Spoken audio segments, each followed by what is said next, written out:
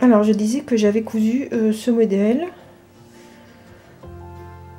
C'est un patron Les Patronnes. Alors il est absolument pas comme ça, donc je vais même pas vous en parler spécialement. J'ai modifié les manches parce que ça n'allait pas du tout.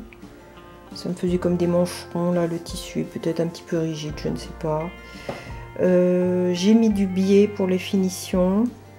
Alors le patron est pas mal en soi, alors on le marque débutante, mais moi je suis pas d'accord du tout parce que la gestion du biais dans l'arrondi derrière n'est absolument pas indiquée et ça a été la galère. Bon, j'ai terminé par un petit bouton comme ça que je trouve ravissant. Et puis voilà, j'ai donc fait des petites, excusez-moi, j'ai donc fait des petites finitions au biais de cette manière. Il n'y a que moi qui les vois, mais ça... On sait toutes combien ça nous plaît, ce genre de petits détails. Donc voilà pour un petit ensemble que j'ai fait, puisque j'avais ce coupon de broderie anglaise depuis un petit moment, je voulais vraiment l'utiliser. Pour en finir avec les patrons, puisque à dire tout ce que j'ai à dire, mais écoutez, je vais le faire. Moi je suis de l'école marge de couture qui ne sont pas comprises. Je suis quasi incapable de coudre un patron quand les marges de couture sont comprises systématiquement, c'est trop grand. Alors pourquoi? Bien tout simplement parce que depuis toujours j'ai appris à travailler comme ma mère le faisait, c'est-à-dire que quand vous posez un patron systématiquement et à l'œil, jamais je n'ai rien mesuré, c'est une habitude à prendre, je découpe 5 mm de marge de couture. Mais voilà, c'est vraiment une habitude, c'est systématique, je coupe directement autour du patron, papier que je pose avec 5 mm, ce qui est ma façon de coudre. Quand un patron m'indique là, comme alors Direndo, je crois que c'est 1,5, moi je suis incapable de gérer ça. Je ne sais pas coudre autrement qu'à 5 mm, ça me pose énormément de problèmes, si bien que j'ai cousu beaucoup des vêtements trop grands, que c'est... Voilà. Donc pour moi, quand la marge de couture n'est pas est incluse, pour moi en général, je n'achète plus non plus. Ça ne me convient pas, ça ne convient pas à ma manière de coudre. J'ai pas dit que... Mais parce que j'ai l'habitude aussi de le relever, d'ajouter les marges de couture systématiquement seules. Donc pour moi, c'est pas un problème de les ajouter. Voilà ce que je voulais dire. Je vais donc ranger mes petits patrons.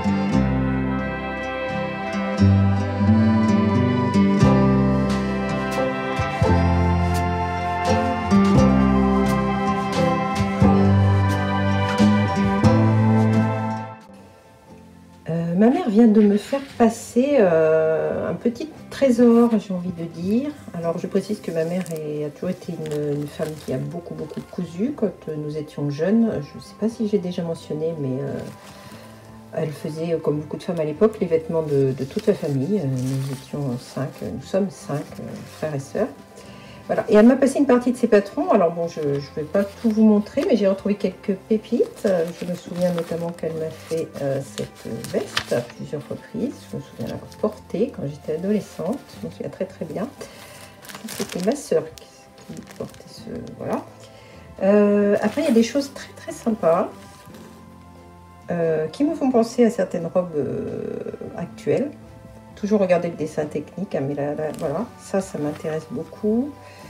Des choses un petit peu plus classiques, hein, comme cette, ça c'est une jupe crayon. Voilà, j'ai retrouvé ceci.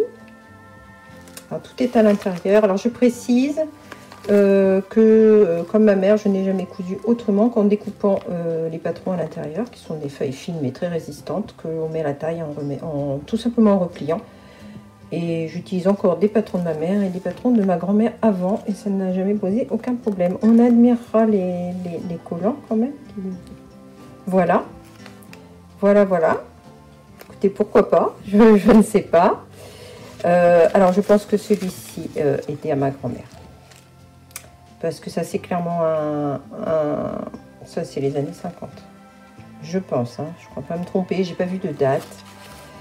Non, ça c'est les années 70, ça c'est ma mère, mais j'aime bien. Voilà, j'aime bien. D'ailleurs, à ce sujet, elle m'a passé il y a 2 ou 3 ans des patrons des années 70 qui étaient très sympas, et je ne remets pas la main dessus, et je m'en veux, vous pouvez pas imaginer. Voilà, alors ça c'était elle qui portait ça me plaît moi, mais c'est amusant de vous les montrer. Ça, je me souviens qu'elle faisait ça pour ma soeur, donc c'était dans les années 80. Vous voyez que, écoutez, la mode des combinaisons, hein. La revoilà, donc je pense m'en servir, très honnêtement. Ça, je vous montre parce qu'il y a des petites choses dont on peut se resservir très facilement, surtout quand on aime la mode un petit peu vintage, ce genre de chemisier. Bon, c'est toujours la même chose, il faut regarder les dessins techniques. Ah bon, de toute façon, tous ont servi de nombreuses fois. Voilà, je ne vais pas vous en montrer davantage, hein, mais il y a des choses qui sont exploitables et des choses qui reviennent. Alors, celui-ci, j'ai gardé pour la fin. Bon, j'en ai tout un carton, hein, mais que je trouve beaucoup moins sympathique. Mais alors, on en parle des épaulettes, on en parle. Bon, voilà. Bon, j'ai connu la mode des épaulettes. On en mettait, c'était complètement dingue. Bon, on trouvait ça bien à l'époque, hein, donc on ne va pas non plus fustiger la mode de l'époque. On trouvait ça très bien. Et je pense que si ça revenait vraiment, ben, on le mettrait sûrement et on trouverait ça très bien encore. Enfin, avec le recul, je ne sais pas, j'hésite. Voilà, bon, je voulais vous partager ce petit trésor. Je suis très contente d'avoir mis la main là-dessus, et moi qui aime beaucoup les patrons des années 40, je pense avoir trouvé quelques petites pépites, et je songe très sérieusement à les utiliser. Hein, le retour du col en vert. Vous avouerez quand même que... Mais écoutez, je n'ai pas de mots. Je n'ai pas de mots.